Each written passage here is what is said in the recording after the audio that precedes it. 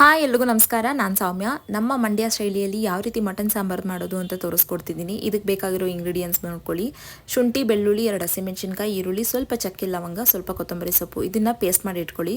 ನಂತರ ಒಂದು cooker PAN ಇಟ್ಕೊಂಡು ಅದಕ್ಕೆ ಒಂದು 3 ಟೇಬಲ್ ಸ್ಪೂನಷ್ಟು ಎಣ್ಣೆ ಹಾಕ್ಕೊಳ್ಳಿ. ಎಣ್ಣೆ ಚೆನ್ನಾಗಿ ಬಿಸಿ ಆದಮೇಲೆ ಈರುಳ್ಳಿ ಮತ್ತು ಕೊತ್ತಂಬರಿ ಸೊಪ್ಪು, ಪುದೀನ ಸೊಪ್ಪು ಹಾಕ್ಕೊಳ್ಳಿ. ಇದು ಆಪ್ಷನಲ್ಲು, ಬೇಕಾದರೆ ಹಾಕೋಬೋದು ಅಥವಾ ಸ್ಕಿಪ್ ಮಾಡ್ಕೊಳ್ಳಿ.